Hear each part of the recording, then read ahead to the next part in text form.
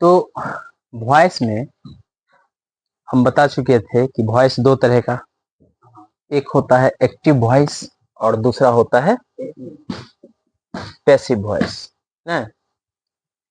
और इसमें हम बताए थे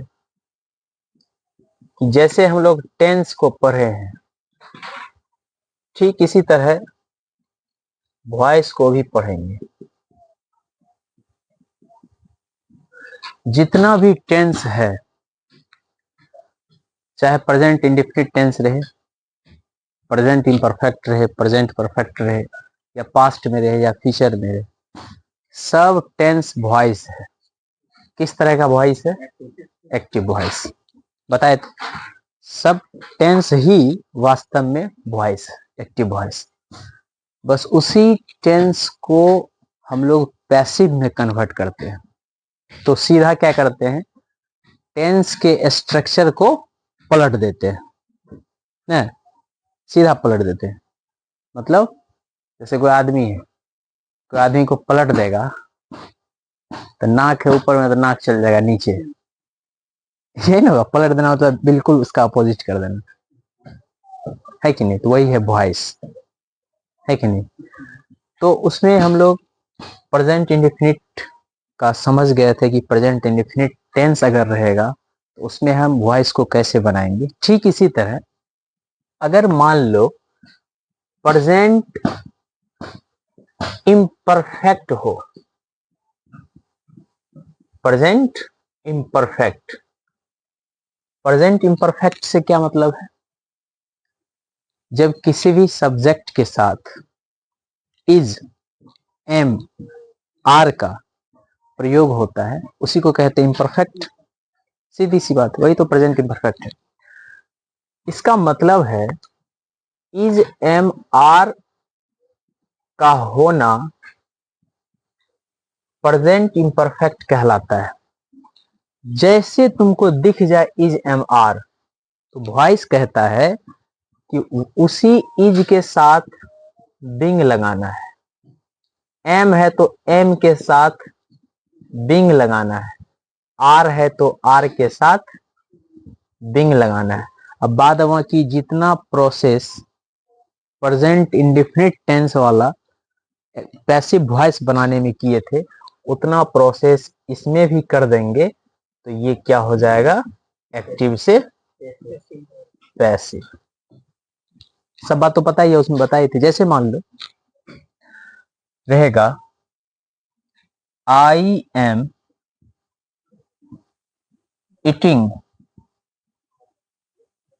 अ मैंगो, मान लो ऐसे दिया हुआ है आई am eating a mango.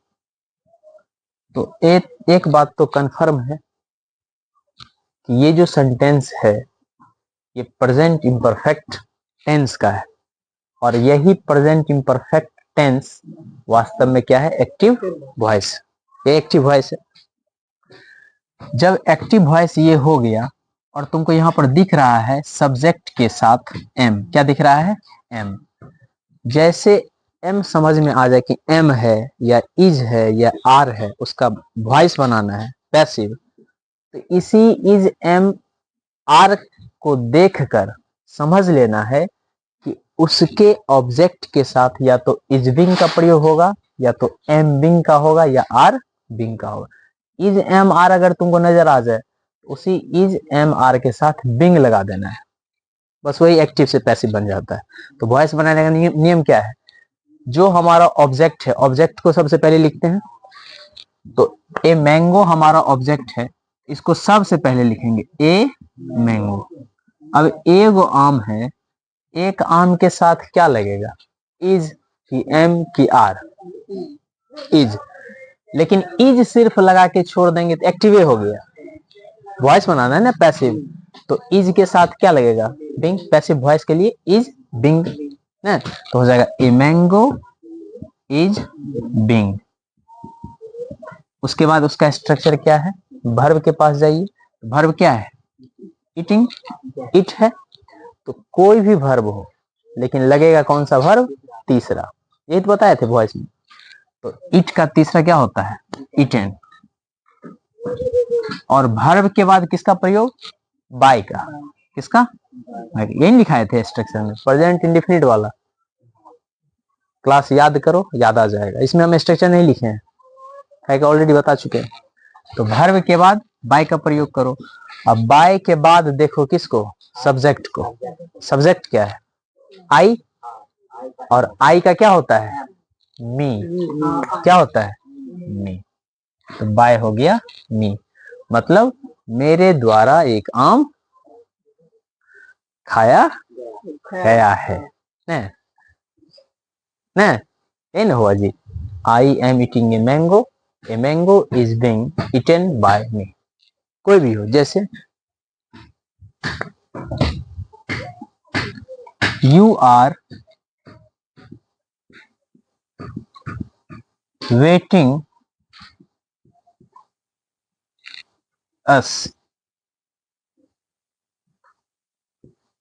You are waiting us, तुम लोग हम लोगों की प्रतीक्षा कर रहे हो। इन हुआ यू आर वेटिंग अस। ये वास्तव में प्रेजेंट इम्परफेक्ट टेंस है ना जी। और प्रेजेंट इम्परफेक्ट टेंस रहे या कोई भी टेंस रहे, वही वास्तव में क्या होता है? एक्टिव वॉइस होता है। ये बात पता है? जब एक्टिव वॉइस है उसका पैसिव बनाएंगे तो सबसे पहले किसको लिखो? ऑब्जेक्ट। ऑब्जेक्ट क्या है? अस। अस का क्या होता है?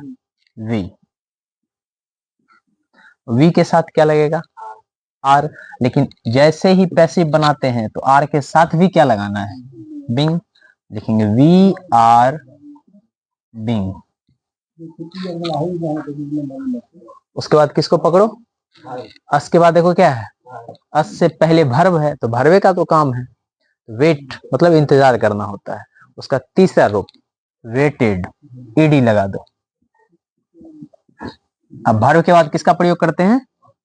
बाय का। वर्ब के बाद सब्जेक्ट से पहले किसका प्रयोग होता है? बाय। याद रखना, बीच में कुछ नहीं आएगा। बाय। अब देखो वर्ब, सॉरी क्या है? सब्जेक्ट। सब्जेक्ट क्या है? यू। यू का क्या होता है? हो गया यू। बाय यू, मतलब तुम्हारे द्वारा हम लोगों की प्रतीक्षा किया गया है कि नहीं? हो गया। तो इसी तरह से प्रेजेंट इम्परफेक्ट टेंस का एक्टिव से पैसिव चाहे कोई भी हो आराम से बना सकते हैं। समझा? कोई भी सेंटेंस अगर तुमको लग रहा है हार्ड, तो वास्तव में हार्ड नहीं है। ऑब्जेक्ट को पकड़ो, ऑब्जेक्ट लिख दो।